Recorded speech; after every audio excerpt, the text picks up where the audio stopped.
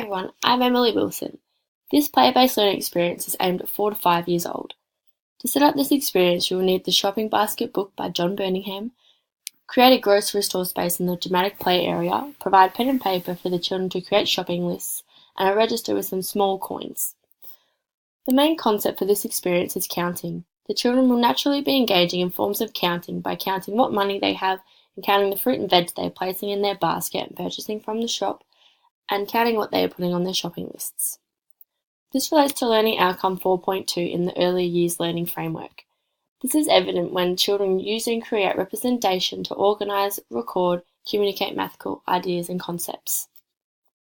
Children are able to scaffold their own learning through their sense of agency. They are able to engage in play through freely exploring their environment and creating their own scenes that they may have drawn from real-life experiences or inspirations from one another. For example, the children may choose to be a customer or grocer. They may decide they are shopping for dinner, cooking a recipe, or they can even be going out for lunch or creating a shopping list. Each role provides different learning opportunities such as counting of money when using the register, the counting and sorting of fruit and veg, and creating a shopping list. Children will be actively constructing their own knowledge by having possible conversations like, I have 2 pears and 2 apples. 1, 2, 3, 4. I have 4 pieces of fruit. How many do you have? The children will also be able to communicate through this experience, having conversations like, how many apples would you like? Or that would be $5, please. This kind of collaboration will lead to constructive learning through social skills. To introduce this experience, the children will have prior knowledge to simple counting skills. For example, how to count to 10 or 20 using their fingers, engaging in songs, or counting resources they find during play. Given this prior knowledge, the educator will then hold a group time with the class. In a group, the educator will read a book called The Shopping Basket by John Birmingham, 1992.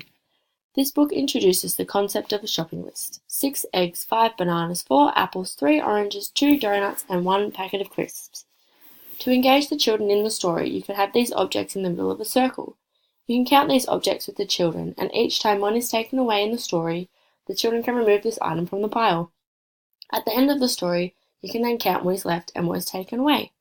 This can open up opportunities to discuss and introduce the concept of subtraction as an extension to this experience.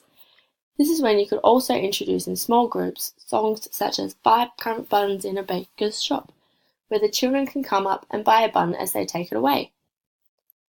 Children learn when the learning takes place in meaningful and familiar situations. Charlesworth, Rosalind, Lynn, Karen Kay, 2013. As educators, we can create opportunities to incorporate these familiar situations into our opportunities for learning.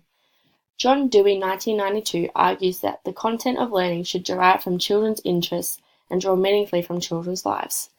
This is a holistic approach to play-based learning, as the children are able to identify meaning and purpose throughout this dramatic play experience, whilst engaging socially, emotionally, physically, and cognitively. This experience is a familiar scene for the children, as they may go to the supermarket with their families or see a supermarket scene from a television show they may watch.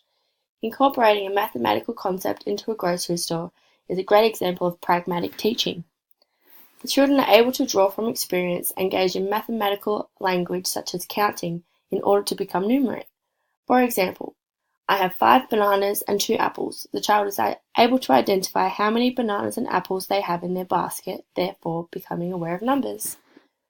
Children are also practicing recognition of numbers when writing down a shopping list, participating in the group story, The Shopping Basket. Secondly, as the Early Years Learning Framework states, social play helps children develop a sense of belonging as they interact and negotiate through positive and social interactions. Vygotsky's sociocultural theory relates to both cognitive and social development. In contrast to Piaget, Vygotsky emphasized the role of language in the development of thinking.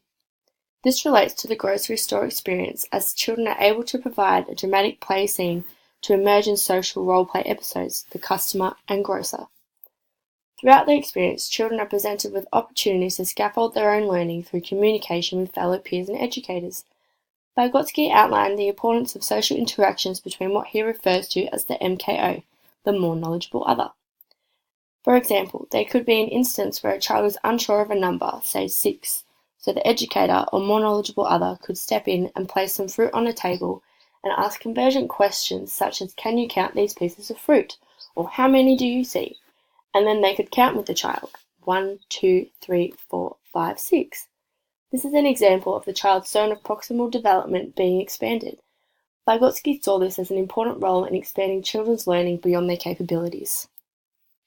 Learning through play offers children to develop a sense of belonging and provides them with a right to play, without the pressure of adult predetermination. Engaging in social play provides children with the foundational skills in an informal, intentional teaching space. Thank you.